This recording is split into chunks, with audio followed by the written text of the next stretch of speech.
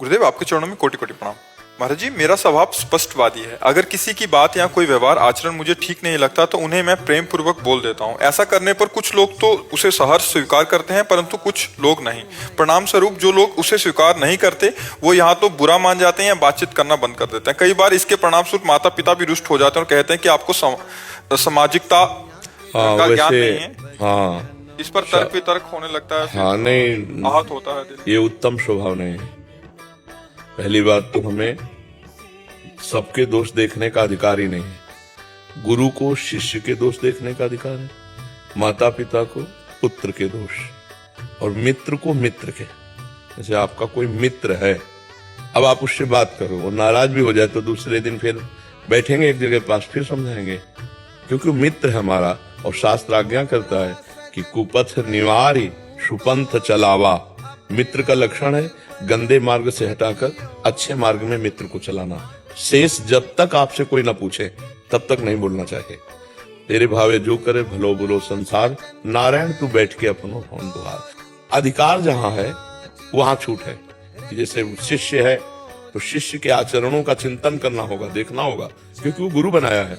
गलत है तो उसको बोलना होगा कि आप कोई गलत कर रहे हो, अगर आप ऐसा करोगे तो ये दंड विधान है, क्योंकि उसको समझाना हो। ऐसे माता पिता है, उसका अधिकार अपने पुत्र के दोषों को देखना और उनको दूर करना।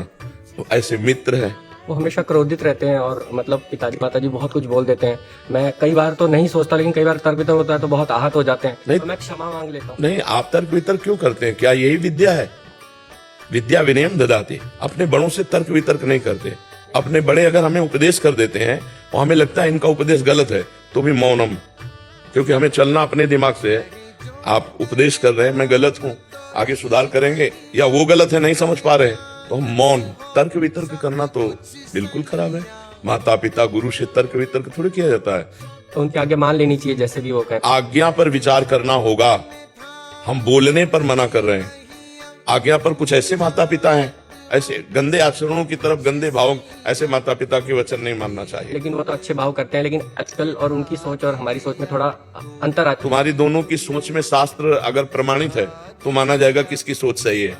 अपनी सोच नहीं, तस्मात् शास्त्रम प्रमाणम थे। शास्त्र और संतों से प्रमाणित सोच को ही सही सोच कहते हैं। नहीं तो मन में तो बहुत सी स्फुरणाएं उठती रहती है, तो फिर उनका निर्णय करना होगा। उसमें मन में कभी क्रोध भी आ जाता है और वाणी से कुछ गलती से गलत निकल जाता है, तो उसको कैसे नियंत्रित करें कि वो क्षणिक होता है। मैं क्षमा भी मांग लेता हूँ। बिल्कुल ठीक बात है, लेकिन हमको पहली बात ये ध्यान रखनी कि पूज्य जनों से वार्तालाप हमको तर्क वितर्क वाला नहीं करना। पहली बात स्वीकार करो, यदि आप इससे बचना चाहते हो। अगर हम भूल से ऐसा तर्क कर देते हैं तो उनकी दी हुई उत्तर पर हमें क्रोध नहीं करना। ये हमें सोचना होगा कि मुझे क्रोध नहीं करना। जब क्रोध आवे तो दांती पीस लो, मौन हो जाओ, नहीं बोलो। और वाणी भी थोड़ी गलत निकल जाती कई बार। अभी तो बुद्धि काम कर रही तो आप अपनी गलतियों को देख पा रहे हैं, तो वाणी को भी समा। वाणी एक अमूल है, जो कोई बोले जान, हे तराजू तौल के तब मुख बाहरान। अपने बात कहने के पहले सोचना है कि ये बात हितकर है, शास्त्र सम्मत है, दूसरों को सुख प्रदान करेगी। तो बोला नहीं तो अंदर ही दबा के चुप हो गए। शांत एकदम।